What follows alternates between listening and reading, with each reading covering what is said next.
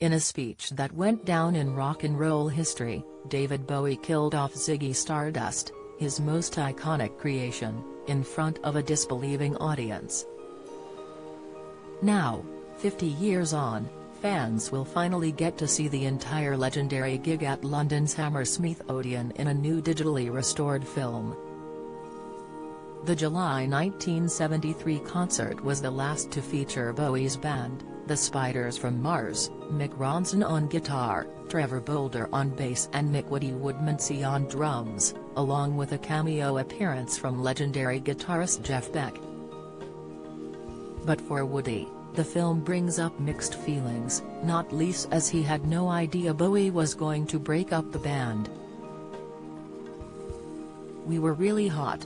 I mean, really on fire," he recalls. "I remember Jeff Beck playing on stage with us. It was amazing. We had one song left to do and David said, 'This show will remain with us the longest, because not only is it the last year of the tour, it's the last show we'll ever do.' I was like, 'What?' My head went round like The Exorcist. And Trevor looked at me and said, 'What did he say?'" Woody, now 73, initially thought Bowie may have been ill or fed up, or was just saying it for publicity. He says, "All the audience were crying and screaming. It was only a few days later I found out it was Ziggy that he was kind of killing off.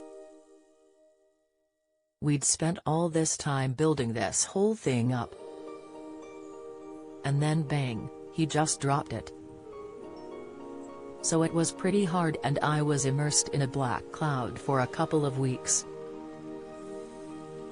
Woody says he couldn't talk to Bowie at the after-party and he did not find out the band were no more until he spoke to his manager.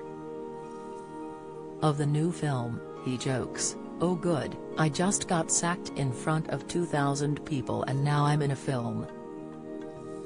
Woody did not speak to Bowie for years. "I was doing sessions in Paris. And Bowie was doing his Low album. I hadn't spoken to him since Hammersmith. Tony Visconti was producing the album and he phoned me and said, 'David says why don't you come down and hang out?'" Woody was shocked by Bowie's new look. He says, "I was looking around and I couldn't see Bowie.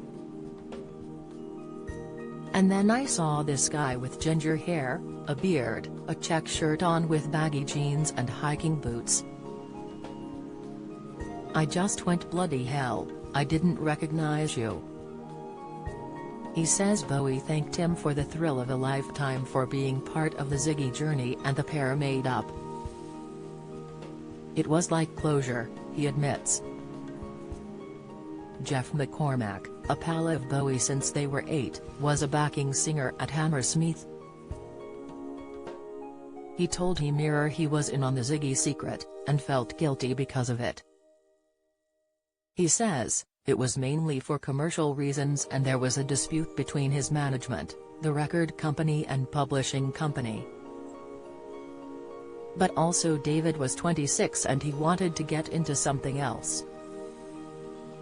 Eric Hagen was 16 when he went to the gig and remembers Bowie's speech, "Everyone screamed, 'No, no, no.' It was a huge shock. But what emerged after a while was that he was killing off Ziggy, not David Bowie." Eric, now 66, describes the atmosphere as hysterical, adding, "He meant a lot to younger people who probably felt a bit different."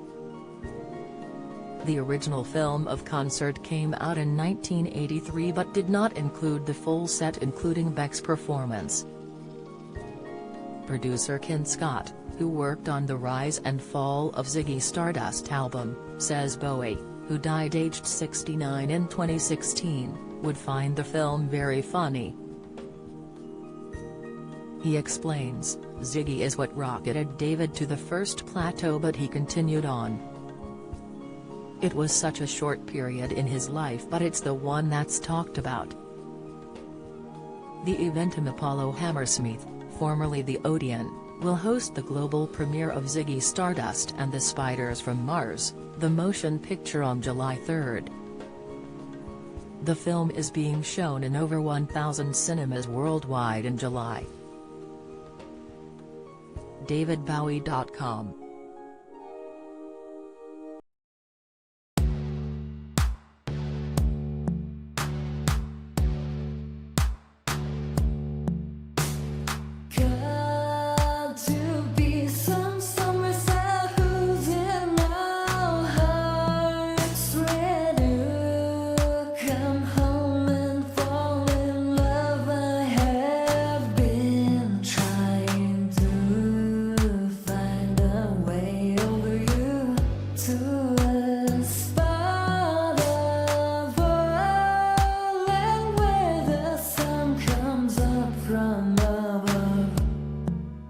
Now take